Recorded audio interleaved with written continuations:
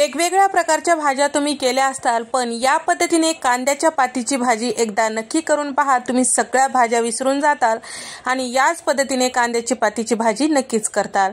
कांद्याची पात म्हटलं की कशी भाजी करायचं असा प्रश्न पडतो. एखाद्या वेळेस डाळ टाकून किंवा त्याला फ्राय करून करतो, पण या पद्धतीने शाही पद्धतीची भाजी एकदा नक्की करून पहा. चला तर मग भाजीसाठी ग्रेव्ही तयार करून घेऊया. तर इथे मी पातेल्यामध्ये पाणी गरम करायला ठेवलेलं आहे. 4 मध्यम आकाराचे कांदे त्याला उभ्या फोडी चिरून यामध्ये टाकून घेतलेला आहे आणि सोबतच इथे मी साधारण 2 मध्यम आकाराचे टोमॅटो कट करून घेतलेले आहे. मधोमध ते टाकून घेतलेलं आहे. 8 ते 10 इथे मी काजू टाकून घेतलेला आहे आणि 3 चमचे इतकं मगज बी, 5 ते 6 यामध्ये टाकून घेतलेला आहे बदाम. आता याला छान उकळू द्यायचं आहे आणि टोमॅटोची वरची साल वेगळी होईपर्यंत आपल्याला हे सगळं उकडून घ्यायचं आहे. आता भाजीसाठी कांद्याची पात घेतलेली आहे, स्वच्छ धुवून पुसून घ्यायचं आहे. आता भाजीसाठी इथे मी उकडलेले 2 बटाटे घेतलेले आहे. एक मोठ्या आकाराचा आहे आणि एक छोट्या आकाराचा आहे. 2 मध्यम आकाराचे घेऊ शकता. त्यानंतर आपल्याला हे पूर्ण किसून घ्यायचंय. उकडलेला बटाटाच घ्यायचा हे लक्षात ठेवा. तर या ठिकाणी इथे मी सगळं कांद्याची पात या पद्धतीने छान असं चिरून घेतलेलं आहे. तर आता मोजून घेऊया. चिरून घेतलेल्या कांद्याच्या पातीमध्ये इथे मी गच्च भरून 3 कप इतकं कांद्याची पात घेतलेली आहे आणि सोबतच किसून घेतलेला बटाटा यामध्ये टाकून घेतलेला आहे आणि 1 चमचा धने पावडर, अर्धा चमचा हळद आणि त्याचबरोबर 1.5 चमचा इतकं लाल मिरची पावडर, रंगासाठी 1 चमचा बेडगी मिरची पावडर टाकून घेतलेला आहे. अर्धा चमचा इथे मी काळे मिरपूड टाकून घेतलेले आहे. चवीपुरतं मीठ टाकून घेतलेलं आहे. 1 कप इतकं बारीक चिरलेली कोथिंबीर टाकून घेतलेली आहे आणि सोबतच आता इथे आपल्याला कोफ्ते करून घ्यायचे आहे. तर याला बाइंडिंग येण्यासाठी 1 कप इथे मी बेसन पीठ बारीक दळलेलं घेतलेलं आहे. पाव कप कॉर्नफ्लोअर घेतलेला आहे. तर टोमॅटो कांदा सुद्धा छान असं उकडल्या गेलेला आहे. याची जे टोमॅटोची साल आहे वेगळं होत आहे, म्हणजे छान असं उकडल्या गेलेलं आहे. आता याला थंड झाले की मिक्सरला फिरून घेऊया. तर या ठिकाणी आता या पिठामध्ये आपल्याला टाकायचंय आलं लसणाचं पेस्ट. तर इथे मी 2 मोठे चमचे इतकं आलं लसणाची पेस्ट टाकून घेतलेलं आहे. जाडसर कुटलेलं घेतलेलं आहे. तुम्ही छान असं बारीक असलेलं पेस्ट सुद्धा वापरू शकता. सगळं छान व्यवस्थित मिक्स करून घ्यायचं आहे. इथं अजिबात पाण्याचा वापर केलेला नाही, कारण कांद्याच्या पातीला स्वतःचं पाणी असतो आणि त्याचबरोबर बटाटा सुद्धा वापरले आहे, त्यासाठी पाण्याचा अजिबात इथे वापर केलेला नाही. मी घेतलेल्या पिठानुसार आणि प्रमाणानुसार मला पुरेसं झालेलं आहे. या पद्धतीने थोडंसं हाताला पाणी किंवा तेल लावून घ्यायचंय आणि कोफ्ते तयार करून घ्यायचे किंवा गोळे तयार करून घ्यायचे. तर इथे आपल्याला आवडीप्रमाणे छोटे मोठे तुम्हाला कितपत आवडतात त्यानुसार तुम्ही गोळे तयार करून घेऊ शकता. तर इथे या पद्धतीने साधारण 12 ते 15 कोफ्ते तयार झाले की तळून घेऊया. तळण्यासाठी मी आधीच तेल गरम करण्यासाठी ठेवलेलं होतं. तेल छान मध्यम गरम झालेलं आहे. आता यामध्ये आपल्याला मावतील तेवढे कोफ्ते टाकून घ्यायचे आहे. मध्यम गॅस ठेवून छान लालसर होईपर्यंत आलटून पलटून तळून घ्यायचं आहे. सुरुवातीला चमचा वगैरे लावायचं नाही. थोडंसं याला आकार धरलं की मग एखाद्या काठ्याच्या चमच्याने किंवा साध्या चमच्याने आपल्याला या पद्धतीने सगळं छान असं व्यवस्थित पलटून घ्यायचं आहे. तर इथे कोफ्ते करून घेतल्यानंतर टोपल्यामध्ये थोडंसं पीठ आहे, त्याच्यामध्ये थोडं पाणी टाकून घेतलं आहे. आता हे आपल्याला ग्रेव्हीमध्ये यूज करायचं, म्हणजे आपल्या भाजीच्या ग्रेव्हीला छान दाटसरपणा येतो.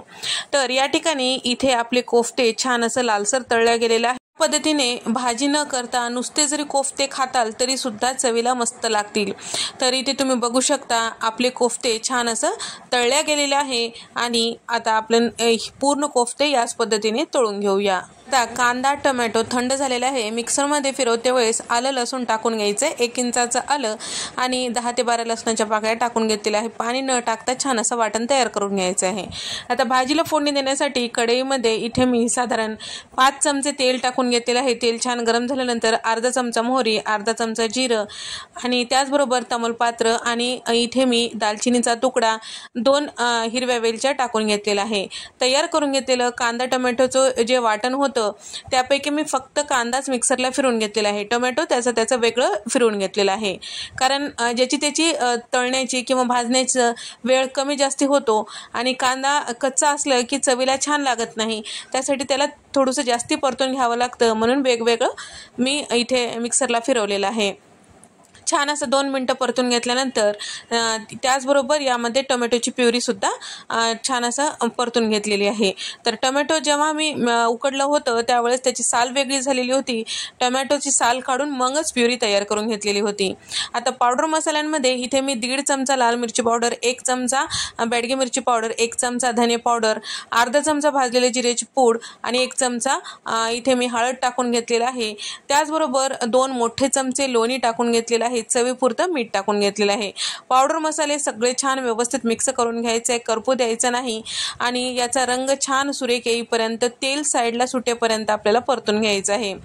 तर तेल साईडला सुटलं की समजून घ्यायचं की आपले सगळे पावडर मसाले यामध्ये छान मिक्स झालेलं आहे आणि आपलं वाटण छान असं परतलं गेलेलं आहे। आता या ठिकाणी वाटण जास्त वेळ परतण्यासाठी मी थोडंसं पाणी टाकून घेतलेलं आहे, म्हणजे पाणी टाकलं की हे वाटण करपणार नाही आणि जास्त वेळ परतलं जाईल। आता झाकण लावून याला छान असं वाफून घेऊया किंवा याला छान असं शिजून घेऊया। 1-2 मिनटं शिजून घेतलं की इथे तुम्ही बघू शकता तेल साईडला सुटलेलं आहे, वाटण छान परतलं गेलेलं आहे। कमी गॅसवरच आपल्याला वाफून घ्यायचं आहे किंवा शिजवून घ्यायचं आहे, एकदा पूर्ण व्यवस्थित मिक्स करून घ्यायचं आहे।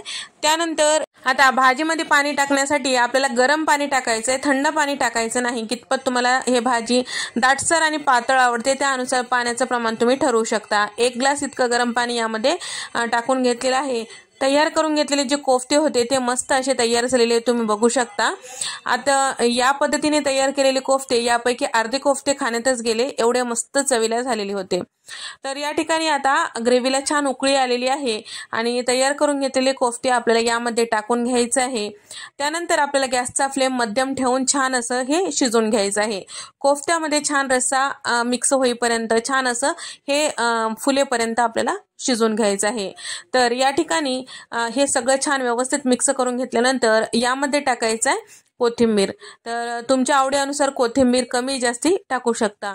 तर बारीक चिरलेली कोथिंबीर यामध्ये टाकून परत एकदा मिक्स करून घेतलेलं आहे। आता हे सगळं छान व्यवस्थित मिक्स केले की छान असं कोफ्ते शिजले की आपली भाजी तयार। पण या भाजीला शाही पद्धतीची करायची असेल तर या पद्धतीने 1 वाटीभर इतकं मलाई छान असं फेटून घ्यायचं, त्यानंतर यामध्ये टाकून घ्यायचं। यापैकी 2 चमचे मलाई मी ठेवलेले आहे, कारण जेव्हा आपण हे भाजी सर्व करतो त्यावेळेस वरतून टाकायचं, म्हणजे शाही पद्धतीची भाजी किंवा हॉटेल पद्धतीची भाजी आपली तयार होते। या ठिकाणी तुम्ही मलाई किंवा साय फेटून यामध्ये टाकू शकता किंवा रेडीमेड जे क्रीम भेटते ते सुद्धा तुम्ही यामध्ये यूज करू शकता। तर इथे तुम्ही बघू शकता कोफ्ते जे आहेत छान असं शिजल्या गेलेले आहेत, फुलल्या गेलेले आहेत।